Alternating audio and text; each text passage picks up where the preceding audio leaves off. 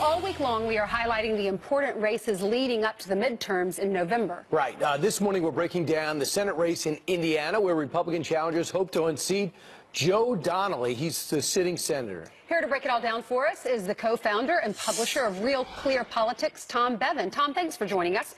So currently there's a Democrat in office, Democrat Senator Joe Donnelly, and he was the accidental senator. He was running against a Republican who put his foot in his mouth, so Joe gets elected. Who's he running against? There are 3 Republicans, right? Correct. Todd Rokita, who's the current representative of Indiana's 4th Congressional District, Luke Messer, who currently represents Indiana's 6th Congressional District, and then Mike Braun, who's a wealthy businessman with no political elected experience. Is there a sense of who the front runner is? Well, it depends on who you talk to. I mean, Luke Messer is, I think, seen as a slight favorite, but this is a legitimate 3-way race, and that's one of the things that worries Republicans is that this one's gotten pretty nasty. Todd Rokita's bashing the other candidates as a never-Trump lobbyist and an Obama voter, and his slogan is defeat the elite. So it's getting kind of nasty, and that's one of the things that Republicans fear might help Joe Donnelly a little bit, is if this one stays bloody. Okay, well, the primary is on May 8th. What are some of the issues at play here in that state? Well, in the state for the general elections, obviously it's the economy, and you remember Joe Donnelly voted against the tax cuts, and outside groups, Republican groups, have already spent $2 million in the state bashing him for that. That will certainly be an issue. But also, remember back to the 2016 campaign, manufacturing, remember Carrier was sending jobs to Mexico. The tariffs and trade is going to be a big issue, also with the farmers in Indiana. And then obviously Trump himself. If the election becomes a referendum on Trump, Indiana is obviously Trump territory. He won it by 19 points in 2016. And the question is whether, energized Democrats can turn out the way they have in other states and give Joe Donnelly a chance there. Well, if they want to have more substantial margin, they need this. And by the way, in 2017, the president only has a 1 point advantage in terms of their approval ratings of 48%.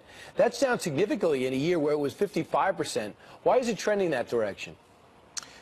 Well, I think the president's approval rating overall has been down, and it went from 55 when he started to 48, which is not a huge drop. I mean, what has changed is he started with 33% disapproval. That's gone up to 47%, according to this Morning Consult poll. So, I mean, look, Democrats have never supported the president, so they're obviously against him. He's lost some ground with independents in Indiana, and I think that's where this race will be decided. Tom Bevan, good job. Thank you, Tom.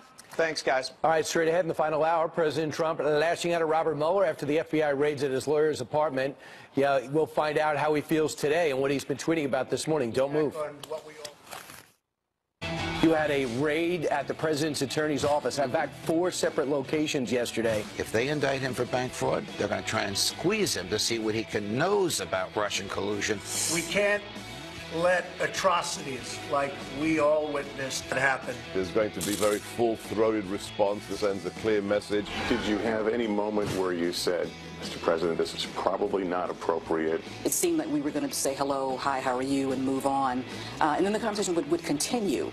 Facebook CEO Mark Zuckerberg is set to appear before Congress today. He is going to be in this open forum. Anything could go. Florida Governor Rick Scott is now making a bid for the Senate. We've done everything we can to turn the state around. We've got to do the exact same thing in Washington. One of the first missions the National Guard has flown within seconds. We were in hot pursuit. It looks like there's crossing now. Yep, that's it. Right now, it's just they can get under rocks, trees, and they'll wait it out for hours.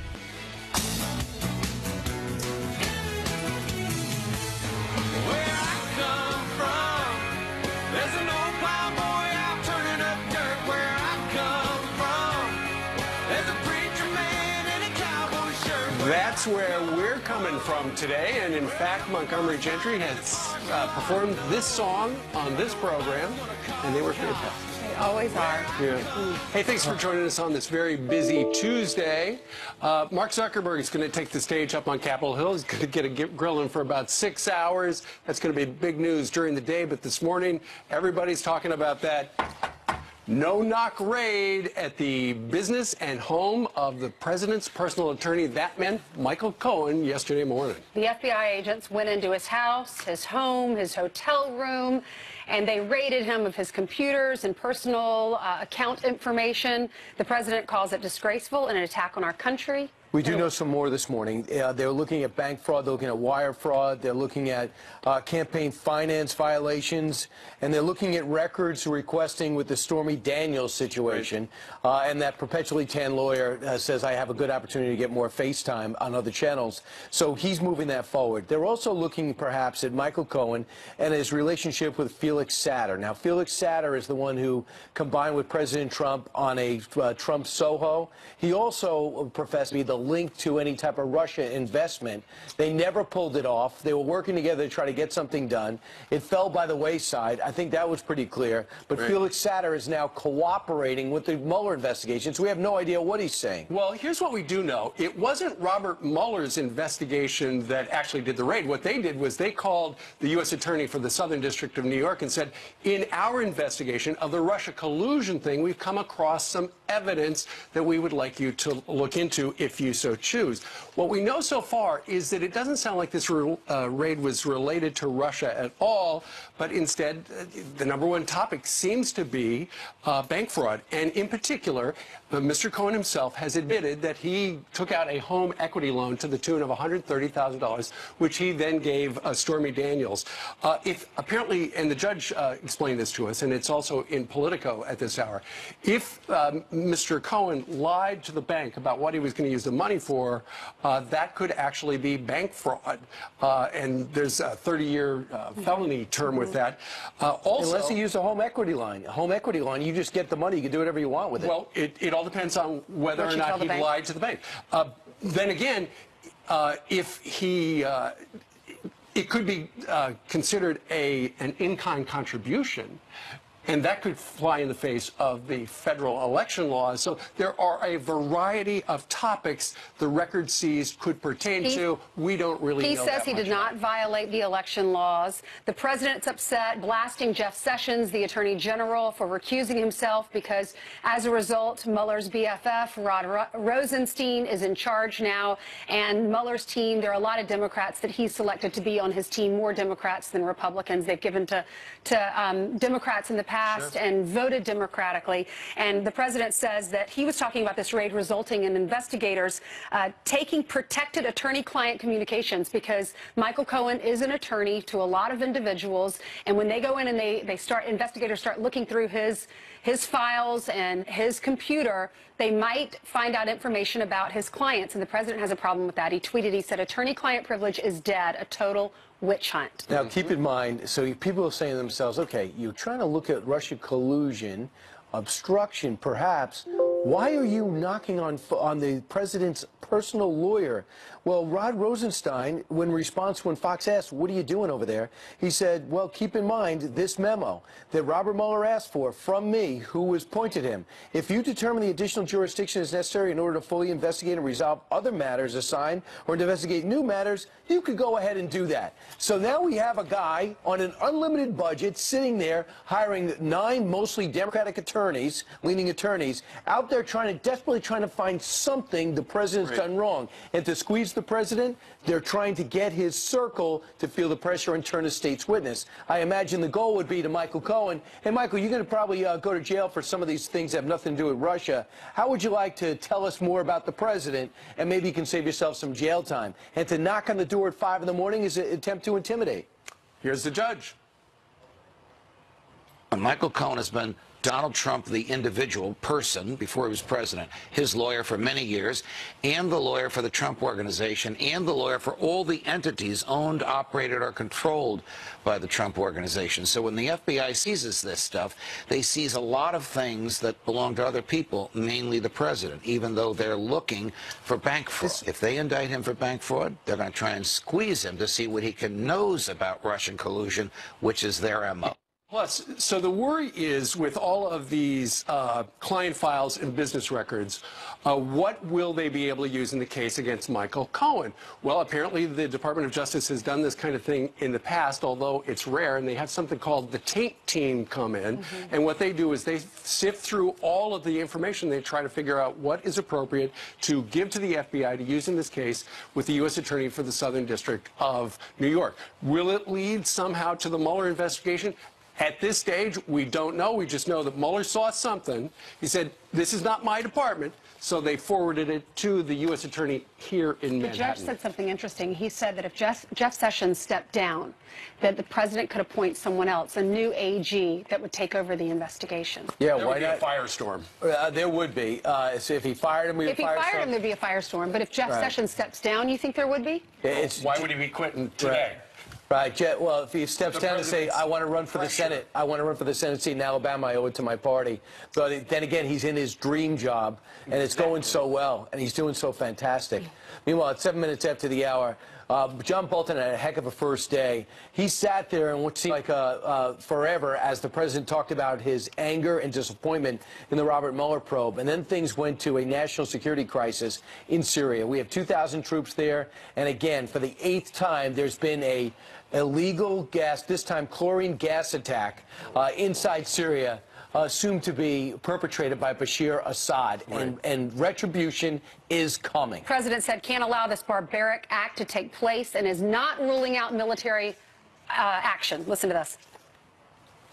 We're the greatest fighting force anywhere in the world, and we're making a decision as to what we do with respect to the horrible attack that was made near Damascus. It will be met.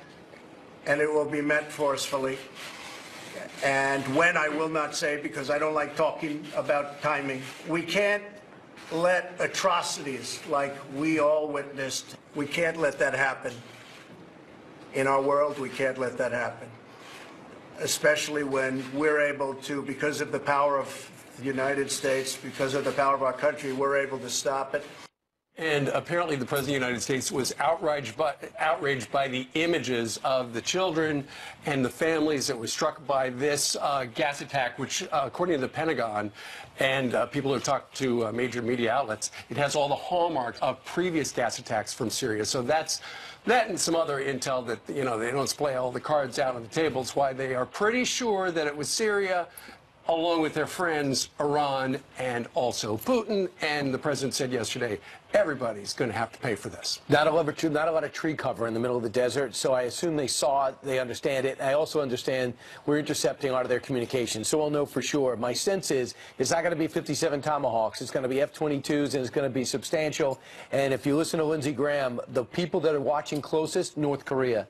Because if they feel as though there's retribution for their abhorrent acts, and they see that America's for real, they'll be more compliant when they go to sit down. The president says it'll happen between 24 and 48 hours. We'll continue to keep you posted. There was talk that it could happen last night. Could happen right now. Maybe could exactly. We're also learning this morning that Russia is jamming our drones. We have drones in Syria, as you know, to monitor the situation there, and they found a way to jam our drones. Well, isn't that convenient? Because if we were surveilling what they're doing over there, and suddenly Russia is taking the picture out of the sky, that's going to make things a little tougher.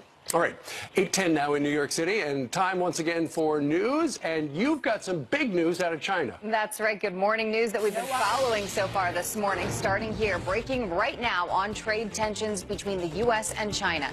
China just filing a complaint with the World Trade Organization against the U.S. over steel and aluminum tariffs, claiming they breach international trade rules. This comes after President Xi Jinping promised to lower tariffs on auto imports. That promise addresses one of President Trump's concerns.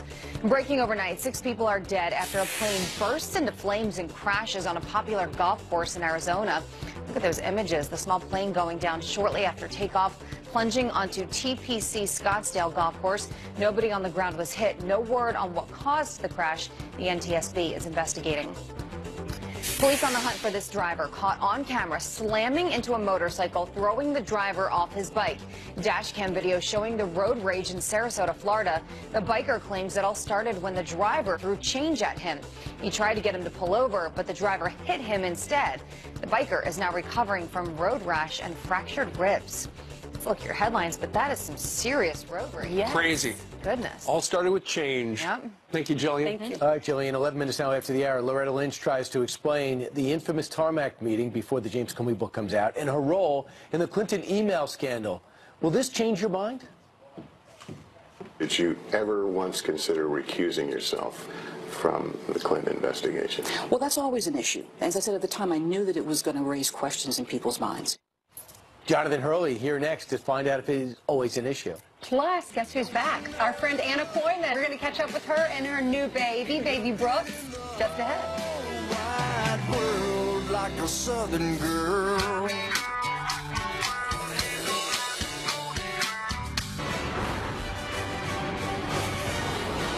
All right, President Trump blasting the FBI for raiding his attorney's office, and who wouldn't, calling it a, quote, attack on our country. But this morning, our next guest warns it's all one big trap. What kind of trap? Let's talk to constitutional law professor at George Washington University, Jonathan Turley, who joins us from our nation's capital. Professor, good morning to you. Good morning. Good morning. All right, so it looks as if they're going after Michael Cohen on bank fraud. Unrelated to the Russia investigation, it seems, but you say it's all about using him as bait, right? Well, that's the point of my Hill column this morning, is that the president has to be very careful. The greatest danger that he faces is not Michael Cohen as a defendant, but Michael Cohen as bait. You know, the president was actually in a fairly safe place 48 hours ago. He was following his attorney's advice. He was prepping for a negotiated and limited interview with Mueller. And then suddenly this happens. And if, in many ways, this could be as cunning as it is hostile on the part of Rod Rosenstein. You know, he expanded the mandate for Mueller to go after Manafort on crimes that were far more remote than this. So why would he refer to the Southern District? Yeah. Well, it has a real threat for the president. It expands the investigation, involves the Southern District that can prosecute it. But if the president reacts aggressively, he could end up triggering a far more serious problem for himself and his presidency. Well, I mean, for one thing, why would Rod Rosenstein, appointed by the president, feel as though he had to be this aggressive, this hostile, this obstinate? Well, you know, I think that, quite frankly, the president laid himself open for this. For months, some of us have been saying he needed to sever his contacts with Michael Cohen, who charitably is not the most respected attorney in terms of his conduct. And he also needed to get out of the Stormy Daniels litigation. Neither of those things have happened, and the costs are mounting. Now, that doesn't mean that the president is wrong for being aggrieved about his attorney and being searched. That is always going to be something that is a fairly extreme step. But the president needs to focus on the threat. The threat here is if he reacts badly, if he acts aggressively and fires Mueller, I think he's going to magnify the dangers for himself and his presidency. All right, let's talk about Loretta Lynch. Last night she was on with Lester Holt, and in the interview she said she never wished for the former FBI Director James Comey to be fired, knew that the tarmac meeting would raise some eyebrows, and she said they only talked about grandchildren and issues of the day. Hillary's emails never came up. Then Lester asked her about the issue between matter and investigation. Listen to what she said. So Comey says you want to call it the Clinton matter. He wants to call it the Clinton investigation. To the extent, though, that he noted it, that it bothered him, did he go to you and question your credibility with regard to the Clinton case? Well, yeah, I can tell you that, you know, it was a meeting like any other that we had where we talked about the issues. We had a full and open discussion about it. And he didn't raise any concerns about it? And concerns were not raised. Right? Comey lied because Comey says he did raise concerns, and he was so moved that he had to go and get, after the tarmac meeting, he had to go and make his little announcement. So who's telling the truth? Well, this is not good for a book tour. You know, the book is portraying him as the stalwart soul who fought the good fight against bad odds. In reality, this is not just the first contradiction for Comey. You know, McCabe also contradicted Comey. McCabe said that Comey knew about the supposed leak to the Wall Street Journal. And so these are a lot of contradictions that don't help when you're trying to sell books. No kidding. Democrats hate him because of what he did to Hillary, and Republicans hate him because of what he did to Trump. Who's going to buy the book? We'll see. And also the Inspector General might be interested in getting to the truth, right? That's right, and that torpedo is still in the water. All right. Thank you very much. Jonathan Turley just talked about bait today and torpedoes in the water. All right, coming up Wide-ranging. yeah, that's the other big story today is Facebook. And Facebook CEO Mark Zuckerberg got grilled, will be getting grilled on Capitol Hill, we think. He had a series of meetings yesterday. Senator Chuck Grassley will co-chair this hearing. He'll tell us what he wants to hear and what questions he'll ask next. And the National Guard securing our southern border right now, and we're getting an exclusive look at our troops in action. Griff Jenkins takes us for a border fly-along. Coming up. So they're just crossing now. Wow. So they just brought whatever they brought over, now they're going back to get more.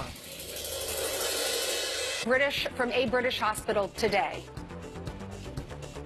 This is not the end of her treatment, but marks a significant milestone. Russia is denying any involvement. Steve? All right, Ainsley, thank you. The CEO of Facebook, Mark Zuckerberg, made an appearance on Capitol Hill yesterday. He met with key lawmakers ahead of a joint hearing between the Senate Judiciary and Commerce Committees that commences today at 2 o'clock. So what was discussed and what can we expect from his testimony? Let's talk to Iowa Senator Chuck Grassley. He's the chairman of the Senate Judiciary Committee. He met with Mark Zuckerberg yesterday. He joins us live from the Capitol. Senator, what did Mr. Zuckerberg say yesterday regarding his testimony today? Well, the half-hour meeting we had was basically one about the process of how these two committees are going to conduct it, so we would inform him ahead of time. He told us a little bit, like probably what's in his written statement that was released yesterday, how he was going to approach the hearing and how he was going to answer questions, and I think a remorseful approach that probably he didn't do his due diligence over the last few years of protecting people's privacy as Facebook had happened or promised. Sure. Beyond that, we didn't have much other discussion, more process and substance. He seemed a little freaked out. You know, he's getting called on the carpet over the fact that Facebook has laid bare millions of people's private facts all across the internet. Yeah. This brings into focus the sharp realization of 87 million people of what Facebook can let the world know about you if they don't do their due diligence and protect that privacy. And people go into it with the understanding of some privacy. And then, of course, they're warned about it, but in a very obscure way through fine print and other things. So this brings up what can we do either through legislation, regulation, or better yet, if the companies will do it themselves to make sure that people know about the restrictions that they have on privacy, and are they going, once they have good rules, are they going to abide by those rules? Because quite frankly, they presumed they had those rules, but they didn't enforce them. Sure. Well, Senator, it looks like this whole scandal involving Cambridge Analytica prompted this when it was revealed that tens of millions of people's information was scraped by that company and then somehow wound up being used by the Trump campaign. But I understand that particular ploy, the internet ploy, has been used. It was used by the Obama team back a couple of years ago, so it's nothing new. That's right. I think that they bragged about similar access to this information for the 2012 re-election of Obama. And then don't forget, Cambridge Analytica tapped into Facebook and got this information probably a year before there was even a Trump candidacy. But I hope that we don't get down in the weeds about the election, because this is more about privacy and all the data that this company collects about people and the protection of that data and the protection of privacy. I hope that ought to be our main focus. As the senior senator from Iowa, and I'm from Iowa as well, and I covered your first Senate run back in the day, I know you're also interested in protecting the farmers, and some of the comments about that the president has made about potential tariffs has a lot of farmers freaked out. I know that China is saying that tariffs on car imports apparently will be cut this year, so it sounds like the president, who's been kind of negotiating through the press with the Chinese, sounds like that's a win for us.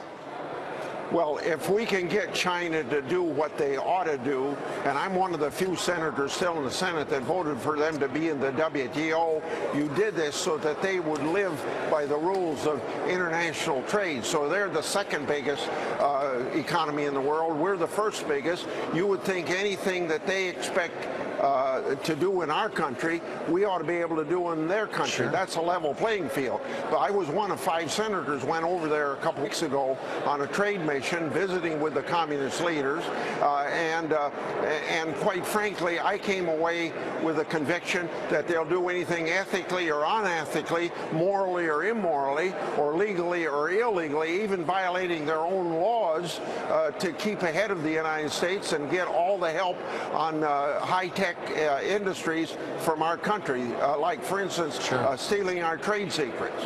Absolutely, which they do each and every day. Well, it'll be interesting to see what happens.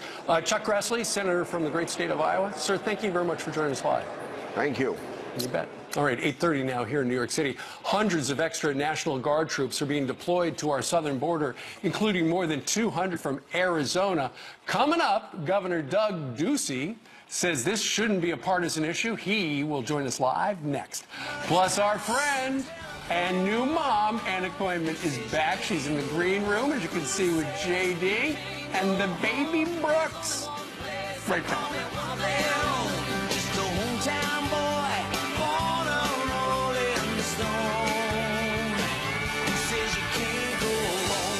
The President ordered up the National Guard last week, and now the National Guard actually securing our border, and we're getting an exclusive look at the troops in action over the Rio Grande Valley.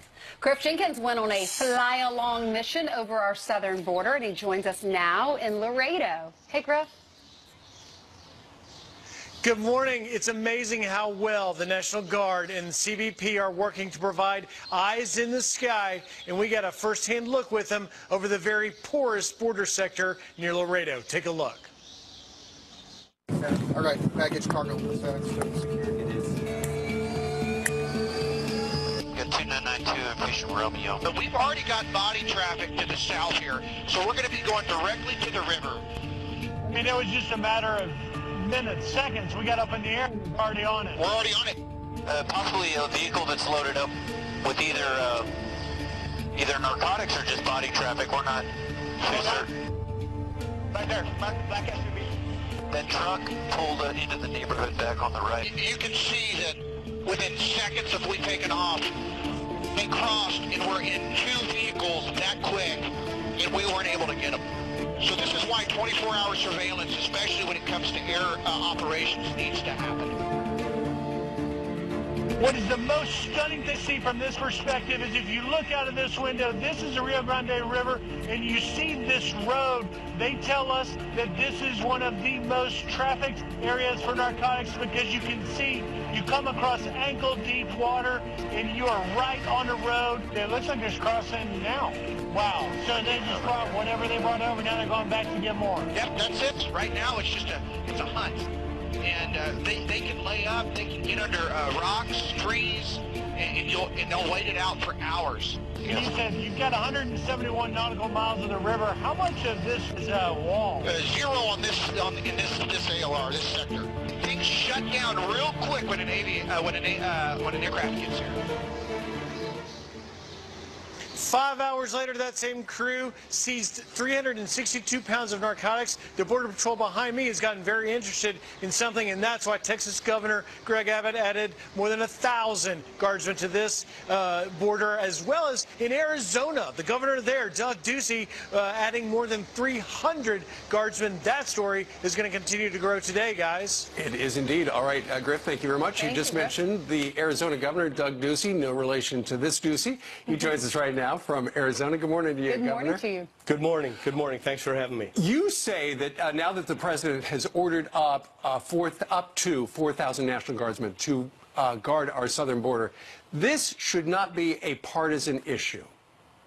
Well, it's not a partisan issue. This is all about public safety. We're talking about securing our border and stopping the flow of illegal drugs and human trafficking that's happening at the border. That's something that a governor does. Their first role and responsibility is to protect the public and to make certain there's border security. And I'm thankful that we have an administration that sees it the same way. And what is your role in this? How many are you sending down to the border?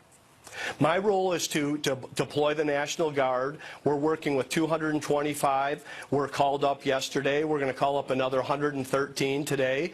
We're working directly with Secretary Nielsen, Director of Homeland Security, and of course our General of the National Guard and Department of Public Safety, Frank Milstead. We have a border strike force that we've had for the last several years because Washington wasn't addressing this issue, and thankfully today they are. Well, Governor, the key would be ultimately is not to be able to have to deploy the National Guard. And a lot of people think that putting a permanent barrier would work. If I could give you a permanent barrier, what would it look like? How many miles would you need?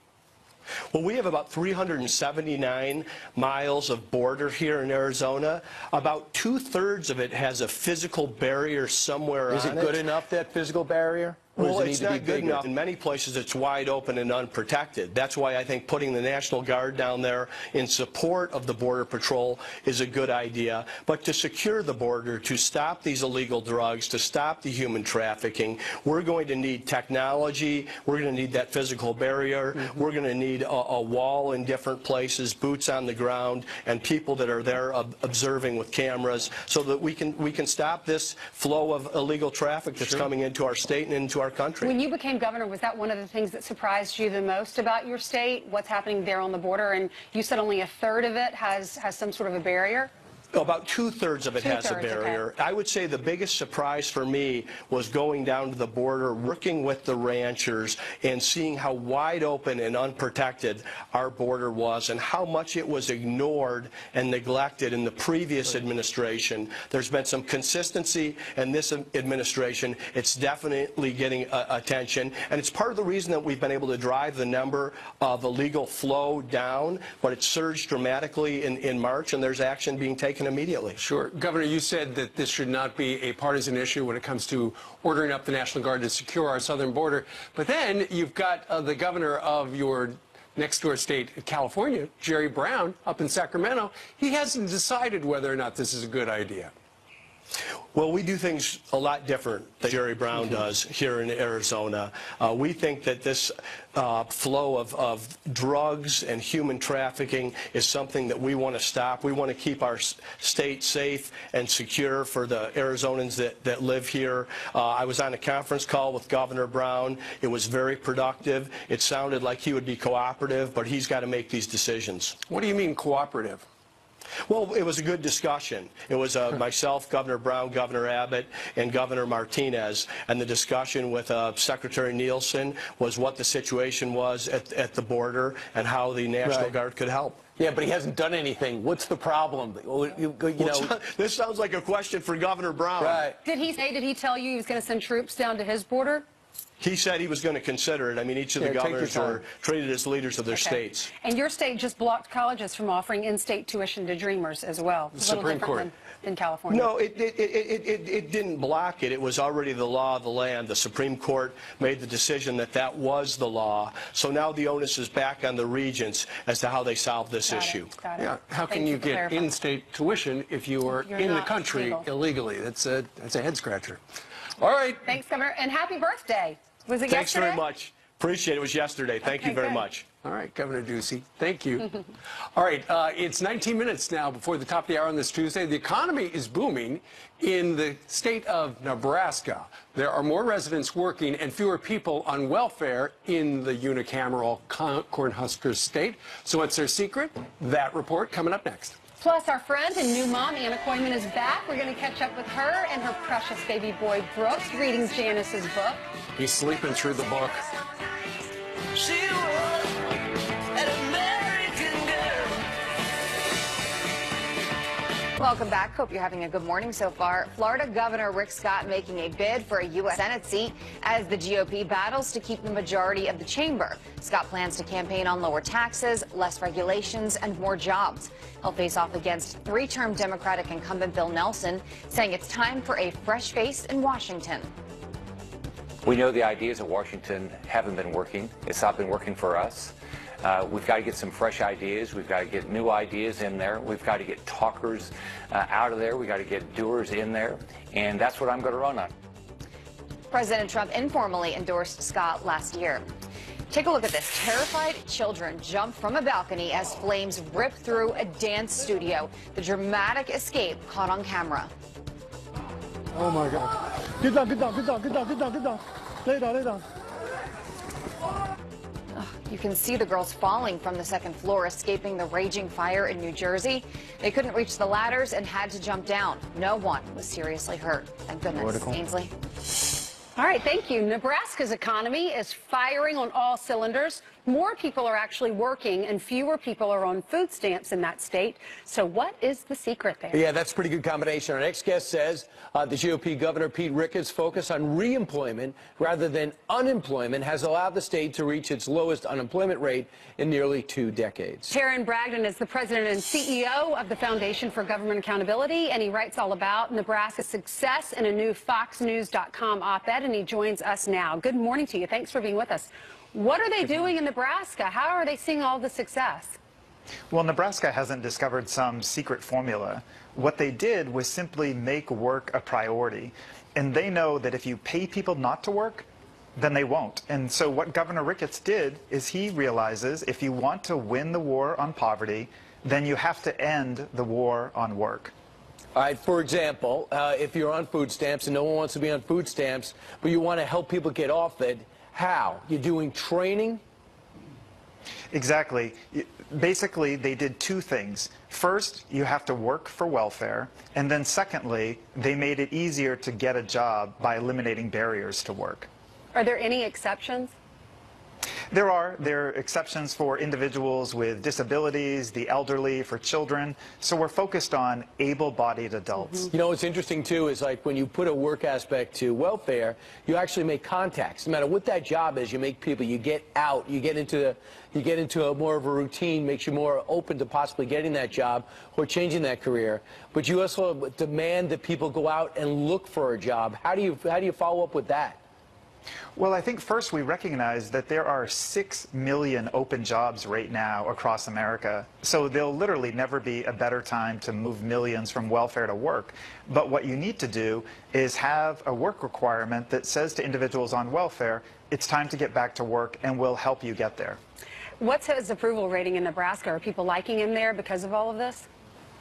His approval rating, like a lot of governors, is kind of middle of the road, but I think that people like to work and people like to get a paycheck, and people recognize that if we're going to keep this economy going, then we have to move millions of Americans who are on the sidelines today and get them back to work. Absolutely. Hey, Taryn Bragdon, thanks so much for joining us. Thanks, Taryn.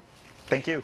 You're welcome. Well, our friend and new mama, Anna Koyman, is back with her baby. His name is Brooks, and they're going to join us on the Kirby Couch next. But first, let's go to a grown-up, Sandra Smith. She has her own show, and she hosts Good Bill. She's also a mama. Yes, I am, and so are you, and welcome back to Anna, beautiful baby there. Well, it is a big morning, everybody. We are awaiting a UN Security Council vote on Syria. A decision on our next move could come at any moment. The president says he plans to respond forcefully. General Jack Keane here on what that may look like and when something may happen. And the president not happy with those FBI surprise raids on his attorney's office, calling it a total witch hunt in a tweet this morning. More reaction from the White House coming up. And Facebook founder Mark Zuckerberg, he is in a suit this morning facing a grilling on Capitol Hill. What will we learn? Senators Rand Paul and Cory Gardner are here. America's Newsroom begins in about 10 minutes.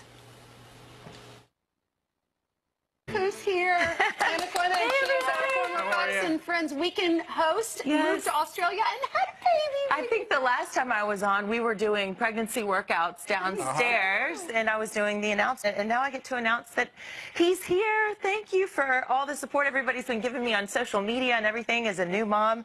This is Brooks Koyman Stuckey. Hey, buddy, you gotta look at the camera if you're gonna be married, or if you're gonna be the baby of a TV mama. Yeah, no kidding. So how Thanks for having me on the show. How was the trip from Australia to the United States? With Well, the baby 28 hours later. Wow. That's a lot of lap time. By myself. I'm gone for 6 weeks. You know, international marriages are tough. You got to do stuff like this sometimes when the babies are born and they can meet extended family members. He met my grandma Brooks Summerall, who he was named after. And he also is going to meet my other grandmother coming up later. But anyway, yeah, you know, it is tough. I'm away from my husband for a whole month. He's coming on the tail end of the trip. He's missing y'all. And I know already he is. He took me to the airport. Right I think we have some video of him at the airport with me, or at least some travel video. It was quite the experience. Well, here I am at one of the airports. I carried my baby. Uh-oh, he's having some rumbles in his pants right now. But yeah, so it was 28 hours. A flight from Sydney to LA is 15. We had a 4-hour layover. Going through customs was tough. I was getting my breast milk tested here. I documented the entire thing as if traveling for 28 hours with an infant on my own wasn't enough. Sam Honig, my producer's like, yeah, can you document that? Because we want to do a story about that. But did she fly to Australia to meet you? Nope, I did the whole thing by myself and had some very... Did you hear that? Good champ! Okay. I'm not mad, I'm impressed. Now, yeah, I had nice people that helped me. While you're here, next week you're going to actually be doing some mom-related events. Yeah, last night, it was such a special moment. I was there, Ainsley, Janice, Jackie Ibanez, and of course Abby. We were at her house, and we all had the babies together. And there were a few incidents with crayons on furniture and poopy pants and all kinds of stuff, but it was fun. Look, there we all are with our little ones. We just had a blast. It was so special. And yeah, when I'm coming back, actually. I'm going back to North Carolina so I can see my grandma Coyman. She's flying up from Florida as we speak. But I'm going to come back to New York City, and we're going to do a lot of different mom segments that I get to be a part of.